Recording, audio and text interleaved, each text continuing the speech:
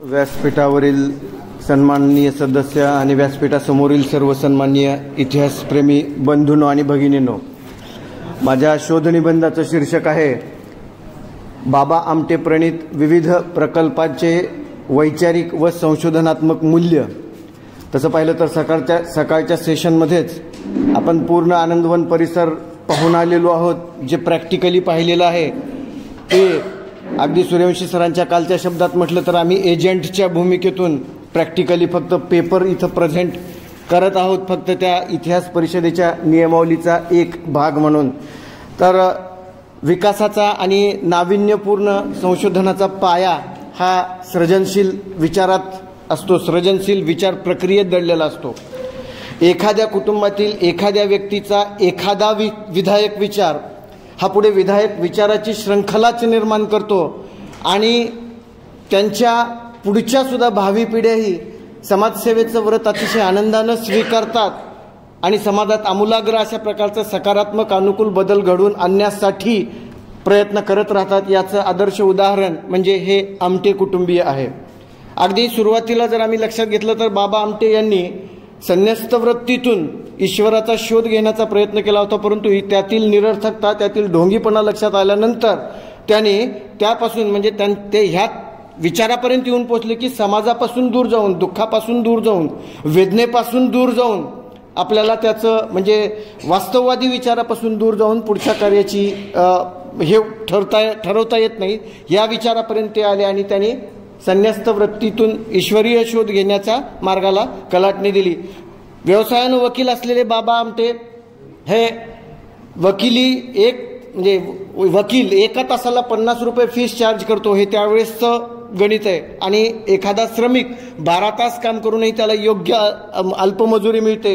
ही विसंगती लक्षात आल्यानंतर त्यांनी वकिली व्यवसायालाही रामराम ठोकला आणि एक काहीतरी त्याग करून श्रमिकांसाठी काहीतरी करण्याचा निर्धार केला. आणि असा निर्धार करत असतानाच आपल्या सर्वांना माहिती आहे की तुळशीराम नामक एका कुष्ठरोग्याच्या दर्शनानं त्यांच्या जीवनात एक आमूलाग्र अशा प्रकारचा बदल झाला.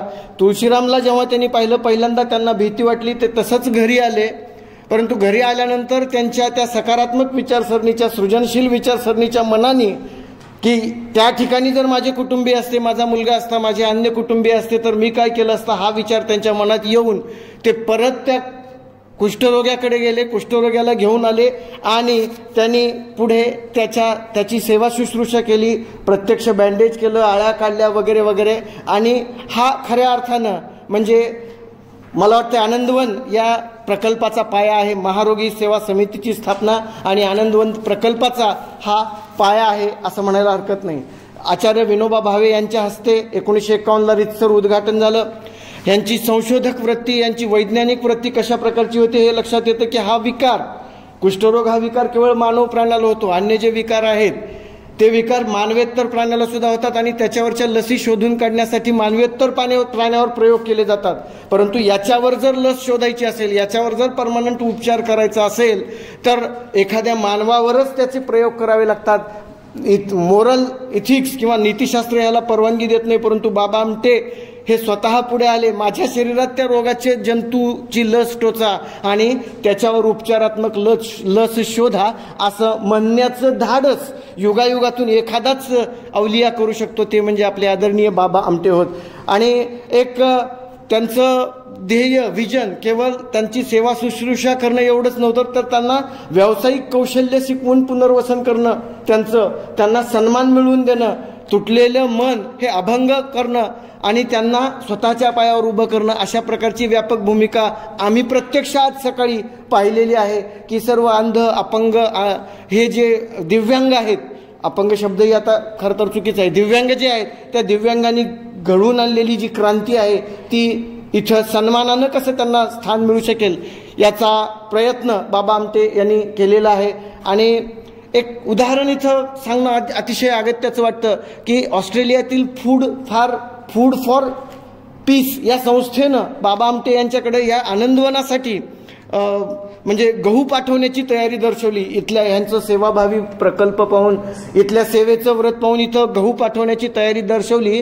तेव्हा बाबा आमटेंनी दिलेलं जे उत्तर आहे की बाबा आमटेंनी असं सांगितलं की तुम्ही आज गहू पाठवता, आजची भूक शमेल, परंतु गहू पाठवण्याच्या ऐवजी गव्हाचं शास्त्रोक्त पद्धतीनं अधिकाधिक उत्पादन कसं निघू शकेल त्याचा आम्हाला टेक्निक द्या, ती टेक्नॉलॉजी द्या, ते वैज्ञानिक तंत्रज्ञान आम्हाला पुरवा गव्हाच्या ऐवजी. याच्यातून त्यांचा संशोधनात्मक आणि व्यापक अशा प्रकारचा दृष्टिकोन दिसून येतो. अनेक प्रकल्प त्यांचे आहेत, जसं की रोगातून मुक्त झालेल्या, कुष्ठरोगातून मुक्त झालेल्यांसाठी मुक्ती सदन प्रकल्प असेल, त्याच्यानंतर नाटक आणि तत्सम सांस्कृतिक कला सादर करण्यासाठीचं मुक्तांगण असेल, उत्तरायण जे वृद्ध वरिष्ठांसाठीचं एक वृद्धाश्रम हे नाव नाही आहे त्याला, उत्तरायण हे नाव आहे, किंवा अनाथ मुलांसाठी गोकुळ हे नाव आहे.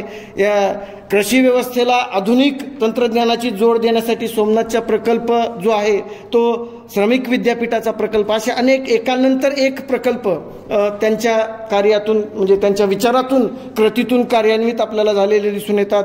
मुख्यत्वे करून म्हणजे सर्व ह्या संशोधनाचा ह्या त्यांच्या वेगवेगळ्या प्रकल्पाचा पाया हा बेस त्यांच्या ह्या विचार प्रक्रियेत आहे. एक योजना पूर्णत्वाला जात असताना दुसरी योजना त्यांच्या मनामध्ये उभी राहायची आणि ती परत त्या योजनेचं रूपांतर एका व्यापक अशा प्रकल्पामध्ये व्हायचं, अशा प्रकारचा त्यांची ही या आनंदवनाची वाटचाल झालेली आहे. हेमल कसा हा प्रयोग आपण सर्व जाणता आहातच, जास्त काही म्हणजे याच्यावर मी भाष्य करत नाहीये. विकास आमटे प्रकाश आमटे आणि मंदा आमटे या दाम्पत्यांनी तिथं जी आमूलाग्र क्रांती घडवून आणलेली आहे ती सुद्धा हेमल कसायतली महत्त्वपूर्ण आहे. सारांश रूपात जर एवढंच सांगायचं असेल की नेतृत्व जर दिशादर्शक असेल तर समाजाचा कायापालट व्हायला वेळ लागत नाहीये.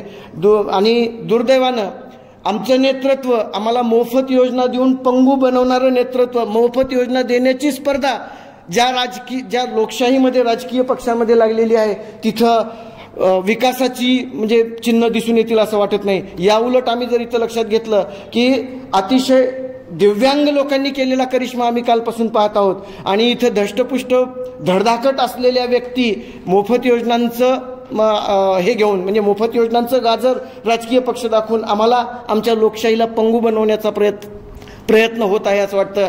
मग एवढंच जाता जाता एक आणखीन सांगावंसं वाटतं की बाबा आमटे यांनी लिहिलेलं 1967च्या म्हणजे सार्वत्रिक निवडणुकीच्या पार्श्वभूमीवर त्यांनी एक ग्रंथ लिहिलेला आहे, माती जागविल त्याला मत. त्याच्यामध्ये त्यांनी स्पष्ट उल्लेख केलेला आहे की मतांसाठी सौदेबाजी करणाऱ्या प्रवृत्तीविरुद्ध मतदारांनी एल्गार पुकारला पाहिजे.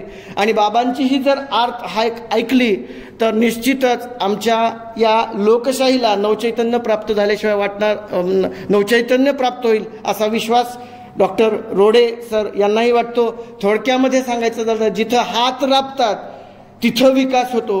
बाबा आमटेंच्या शब्दात श्रम ही श्रीराम है हमारा या तत्वाप्रमाणे विकास होतो. उगी अमेरिका आणि जपानप्रमाणे श्रीमंत व्हायचं म्हणून डॉलरच्या तुलनेत आम्ही वारेमाप नोटा छापल्या तर विकास होत नाही. जिथं हात राबतात तिथंच विकास होतो. एवढंच ह्याचा निष्कर्ष आहे. एवढंच मला सांगायचं वाटतंय. मला वाटतं धन्यवाद. फक्त एकच की हे जे आनंदवन आहे ते केवळ सर टुरिझम पर्यटन स्थळ न होता प्रत्यक्ष अनुकरणीय अशा प्रकारचं केंद्र व्हावं. आणि मला असं वाटतं ती आपल्या सर्वांची इतिहास शिक्षक वृंदांची, अभ्यासकांची, संशोधकाची जबाबदारी आहे. धन्यवाद.